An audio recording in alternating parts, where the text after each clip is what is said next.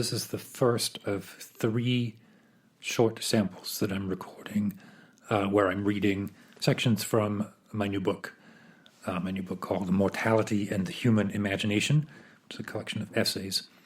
And I thought it'd be good to just pick a few representative sections, 3 of them, and read them, put them on this podcast feed, kind of introduce everybody to the content of the book. If you go to zenglop.net/publications, that's zenglop.net publications, plural, although there's only one publication up there right now, but, future goals. If you go to the /publications, you'll see the 3 posts where I have the printed word and then these audio sections available for listening. I'm also putting out on the podcast feed. So there are 3 of them. This first is actually the introduction of the book, where I kind of lay out what the impetus of the book was, what my compelling ideas were, and how the book will unfold. So I hope you enjoy it. Again, zenglop.net/publications, and there's also a link there to the Amazon page where you can purchase a copy if you so desire. Thank you. There is a date, a time, a place, and a method where and when and why we all, myself included, will end up dead. Whether that date is far away in the far, far away, whether that moment is a brief 4 minutes from now, there will be a moment when I realize it is now. In the moments following that realization, all the hazy aura that surrounds my brain with poetry, music, memory, delusions, dreams, fantastic narratives, all of that will freeze. Let's say that it was about 15 years ago. I was diagnosed with a condition called neurofibromatosis. There are many different forms of neurofibromatosis. It is a condition of the nervous system such that the protective sheath around the nerves is missing some controlling gene, and so grows erratically, spawning types of tumors called neuromas and schwannomas. The different forms of neurofibromatosis vary in the degree of onset. Some are terribly aggressive and present themselves in young children. In other cases, like mine, the tumors become symptomatic only later in life and tend to grow slowly. The tumors are benign and rarely metastasize. Surgery remains the most successful treatment. A tumor is removed when it grows to a size in a location that impacts essential functions. I was first diagnosed with a large tumor in the right side of my head and had immediate surgery resulting in the full loss of hearing in my ear. I also lost all of the nervous system that processes balance on that right side. But both hearing and balance are redundant systems, and so with some idiosyncrasies, I adjusted sufficiently.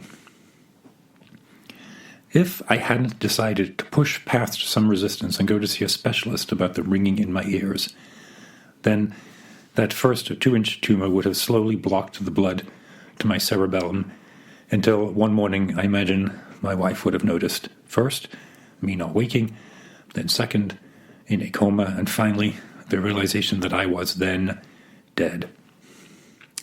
I am now so carefully monitored and scrutinized that I'm able to separate myself from the pattern of sprouts, flowers, and lesions across my body.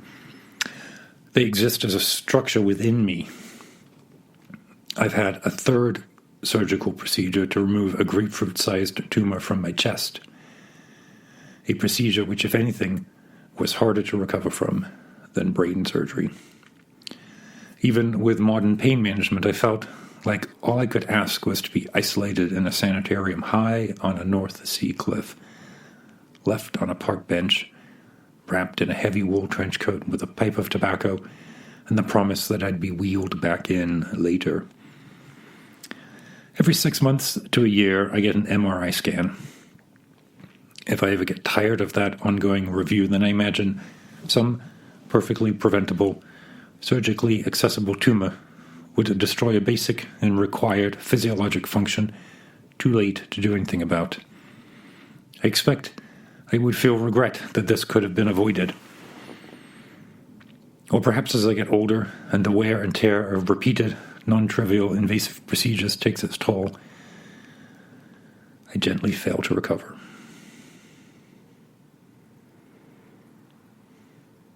As additional tumors grew, then the medical discussion became a study in risk analysis. Leaving well alone works until it doesn't.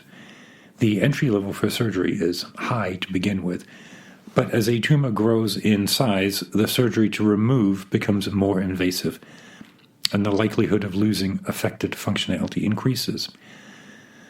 When I eventually had a tumor taken from the left ear, nobody expected very much. I'd bought a set of matching red notebooks for my wife and daughter to start using, like Beethoven and his chat books. One of the most extraordinary moments of my life was coming back to consciousness slowly, vomiting in the recovery room, seeing my surgeon realize that I could hear him. But there you go. NF2 is likely going to be the proximal cause of my death. But if you're going to have one of those, I mean a proximal cause of death, which we all do, I'm just lucky enough to have a word in some pictures, then NF2, the version I have, isn't such a bad one. And besides, perhaps instead the train I'm traveling in while writing this will plunge into the icy Susquehanna River as we cross over. Tumors, diagnosis, and prognosis be damned. There's a Buddhist mantra for longevity that I recite. I used to recite this mantra when I was running. The number of syllables lined up neatly with alternating strikes of the feet and swings of the arms. I would hold my fingers one by one against my thumbs on each hand and thereby get consistent count of each repetition. That mantra is part of a much larger ritual of soul retrieval practiced within the Bon tradition. The soul, we are taught, is a binding agent that connects vitality to lifespan. Lifespan is the allotted number of years. Whatever that is, we all have a number in us, the total days alive. We may only know that number in retrospect, but it is as real a number as any. Vitality is an attribute of lifespan. Vitality fluctuates, impacted either positively or negatively by practice and behavior, impacting the effective extraction and execution of the full grant of days. Soul retrieval in the Bon Buddhist practice is not what we commonly think in a Western way, particularly if you, like me, absorbed a bit of New Age consciousness at an impressionable development stage. The soul is not some deeper core of self in the Bon Buddhist practice, some aspect of a person that can be lost and found, recalling memories or past incarnations, offering a possibility of salvation, or reducing to a transitory nothing of what it means to be a person. The soul in Bon Buddhist practice is a binding agent. Longevity practice is a way to burn off some karma so that the full allowed lifespan can unfold.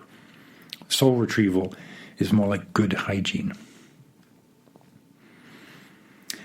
A lama can divine all of this if you ask them to run the numbers through their charts.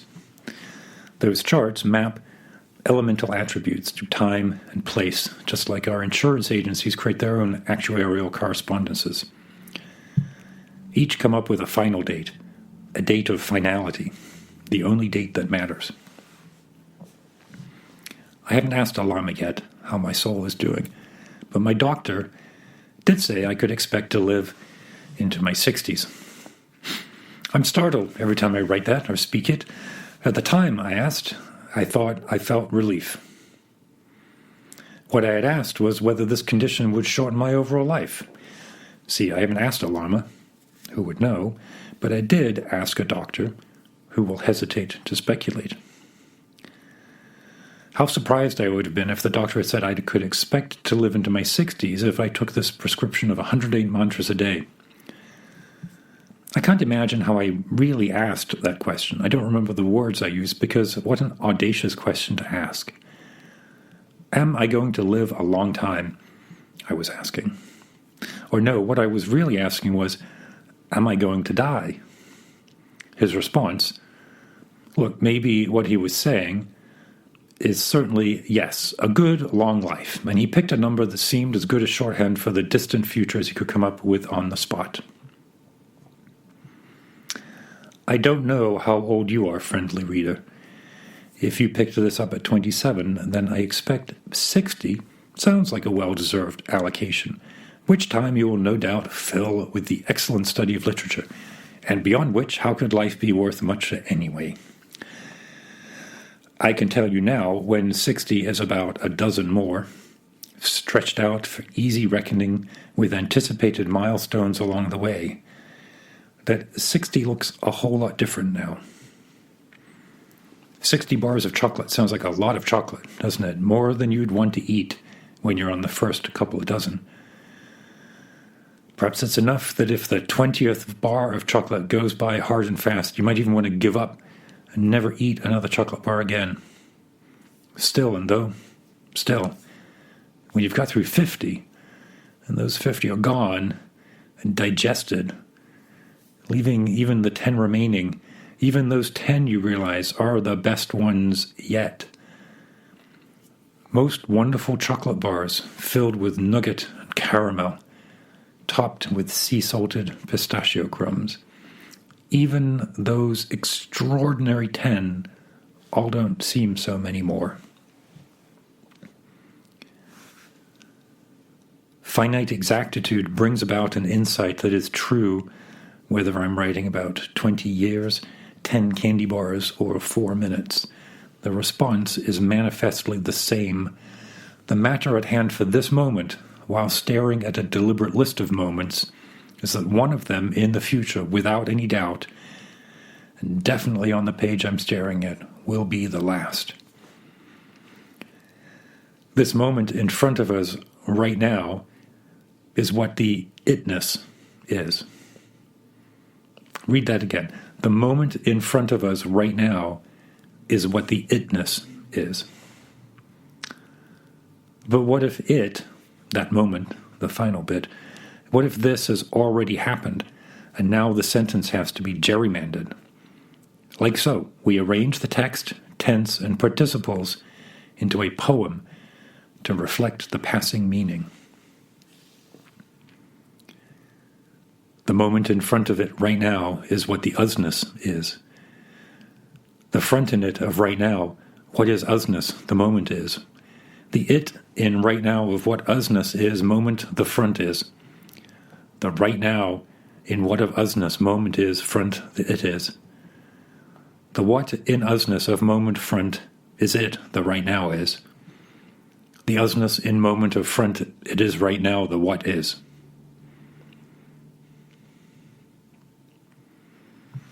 What if this is all reflections and resonance? What if that's it, the thing of this, and it is behind us? Let's say this itness is the ontos. Heidegger also says, he says a lot of things, that the question of being is nothing other than the radicalization of an essential tendency of being, which belongs to Dasein itself, the pre-ontological understanding of being.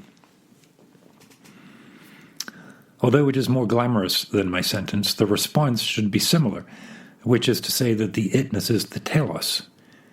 Is the eschaton an algorithm pointed towards an omega point? A singularity? What are we doing with all this time and all the tools at our disposal, other than to examine the extended death spiral traversed by our spaceship body falling into a black hole.